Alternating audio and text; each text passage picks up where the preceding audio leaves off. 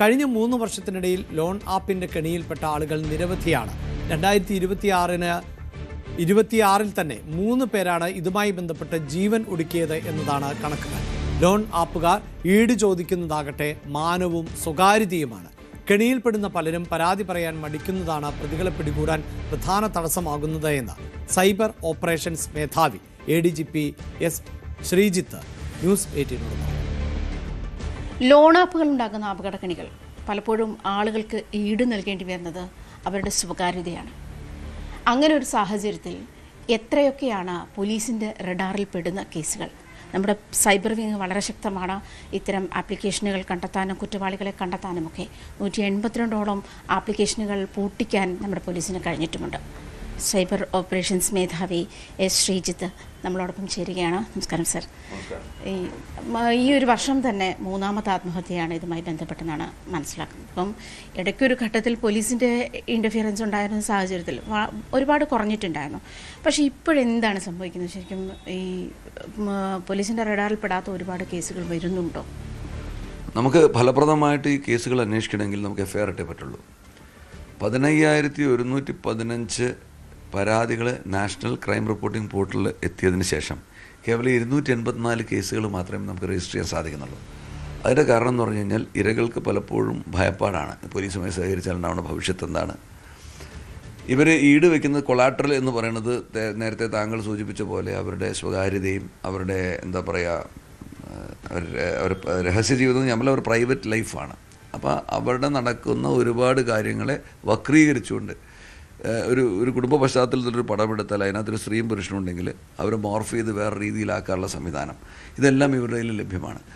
ഈ ലോൺ എടുക്കുമ്പോൾ തന്നെ നമ്മൾ കൊടുക്കുന്ന ഒരുപാട് അനുമതികളുണ്ട്. ആ അനുമതികൾ കൊണ്ട് നമ്മുടെ ഫോണിനകത്തുള്ള എല്ലാ കാര്യങ്ങളും ഇവർക്ക് കാണാനും ഉപയോഗിക്കാനും സാധിക്കും.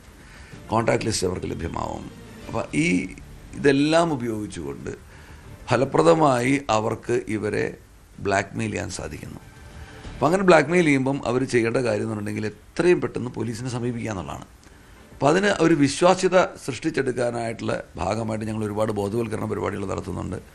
നമ്മൾ ഈ എടുത്ത കേസുകൾ 284 കേസുകളായിട്ട് 186ഓളം ആപ്പുകൾ നമുക്ക് പൂട്ടിക്കാൻ സാധിച്ചിട്ടുണ്ട്.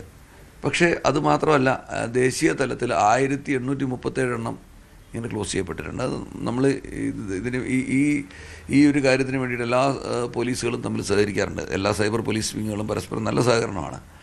അപ്പോൾ അത് ഫലപ്രദമായി നടക്കുന്നതിന് കൂടുതൽ 5300 ചില്ലുവാനും വെബ്സൈറ്റുകൾ നമുക്ക് ക്ലോസ് ചെയ്യാൻ സാധിച്ചിട്ടുണ്ട്. ഇതൊക്കെ ഉണ്ടെങ്കിലും ഇത് ഒരിടത്ത് പൂട്ടി കഴിയുമ്പോൾ വേറൊരു സ്ഥലത്ത് അവർ വേറൊരു രീതിയിൽ പലയിടത്തും വലിയ സ്റ്റാർട്ടപ്പ് ആണെന്നൊക്കെ പറഞ്ഞിട്ട് പ്രവർത്തിക്കുന്നത് പലപ്പോഴും ഇങ്ങനെയുള്ള കാര്യങ്ങളാണെന്ന് പോലീസ് ഒരു സംസ്ഥാനത്ത് ചെന്ന് പിടിക്കുമ്പോഴേ അറിയാൻ പറ്റില്ല. അവർ ഈ ആൾക്കാരുടെ ഈ പ്രൊഫൈലുകൾ വാച്ച് ചെയ്തുകൊണ്ട് അവരെന്തൊക്കെ ചെയ്യുന്നു, അവരുടെ കഷ്ടപ്പാടെന്താണ്, അതനുസരിച്ചുള്ള വിളികളാണ് ചെല്ലുന്നത്. അപ്പോൾ അതിനകത്ത് ഈ പ്രൊഫഷണലായിട്ട് നോക്കുകയാണെങ്കിൽ ഒരു പ്രൈവറ്റ് ജോലികൾ, അതായത് സ്വകാര്യ സ്ഥാപനങ്ങളിൽ ജോലി ചെയ്യുന്നവരൊരു 32% ആൾക്കാർ ഇതിനകത്ത് ഇരയാവുന്നുണ്ട്. വീട്ടമ്മമാർ ഒരു 20%. വീട്ടമ്മമാരപ്പോൾ അവർക്ക് എന്താ ഗൃഹനാഥനോട് പറയാൻ പറ്റാത്ത, കുടുംബ പശ്ചാത്തലത്തിൽ പുറത്ത് പറയാൻ പറ്റാത്ത എന്തെങ്കിലും കൊച്ചു ചിലവുകളൊക്കെ ഉണ്ടെങ്കിൽ അത് ചിലപ്പോൾ ചിട്ടി പിടിച്ചിട്ട് കടത്തിപ്പെട്ട് പോയിട്ടുള്ള ആൾക്കാരുണ്ടാവാം. അങ്ങനെയൊക്കെയുള്ള സാഹചര്യങ്ങളിൽ ഇവരെ ടാർഗറ്റ് ചെയ്തുകൊണ്ട് ഈ പ്ലേ സ്റ്റോറിൽ നിന്ന് ഡൗൺലോഡ് ചെയ്യാൻ പറ്റാത്ത രീതിയിലുള്ള ആപ്പുകളൊന്നും തന്നെ ഉപയോഗിക്കാതിരിക്കുക എന്നുള്ളതാണ് ഇതിനുള്ള ഒരു പരിഹാരം എന്ന് പറയുന്നത്. രണ്ടാമത്തെ കാര്യം എന്ന് പറയുകയാണെങ്കിൽ ഇൻ്റർനാഷണൽ കോളുകളാണെന്നും പറഞ്ഞ് ലോക്കൽ നമ്പറിൽ നിന്ന് വരുന്ന കോളുകൾ അതിന് പ്രതികരിക്കാതിരിക്കുക. മൂന്നാമത്തെ കാര്യം, വരുന്ന ഒരു കോൾ വന്ന് അതിൽ സംസാരിക്കാൻ തോന്നിക്കഴിഞ്ഞാൽ തിരിച്ച് വിളിക്കാമെന്ന് പറയാം. മിക്കവാറും അങ്ങോട്ട് തിരിച്ച് വിളിക്കുമ്പം ഈ നമ്പർ ലഭ്യമായിരിക്കില്ല. ഏറ്റവും നല്ലത് നമ്മുടെ സർക്കാർ സംവിധാനങ്ങൾ, RBIയുടെ രജിസ്ട്രേഷനും ലൈസൻസിങ്ങും ഉള്ള സ്ഥാപനങ്ങളിൽ നിന്ന് മാത്രമേ നമ്മൾ ആ നിബന്ധനകൾക്കനുസരിച്ച് മാത്രമേ കടമെടുക്കാൻ പാടുള്ളൂ.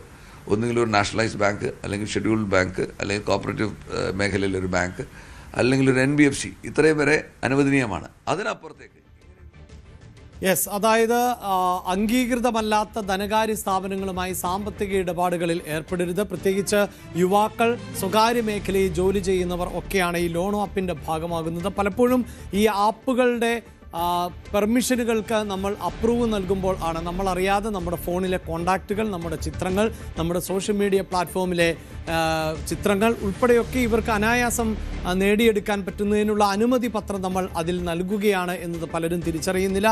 റഫറൻസ് നമ്പർ നമ്മൾ നൽകുക എന്നതിനപ്പുറത്തേക്ക് ഫോൺ കോണ്ടാക്റ്റിൽ നിന്ന് നമ്മൾ ആരെയൊക്കെയാണോ അധികമായി വിളിച്ചിട്ടുള്ളത്, നമ്മുടെ ബന്ധുക്കൾ, സുഹൃത്തുക്കൾ, ഇതൊക്കെ ആരെ എന്ന് അറിയുവാനുള്ള സംവിധാനം അവർക്കുണ്ട്. അങ്ങനെയാണ് പലപ്പോഴും ഈ ലോൺ എടുത്ത ശേഷം പലരെയും വിളിക്കുന്നതും സമ്മർദ്ദത്തിലാക്കുന്നതും എന്നതാണ് വിവരം.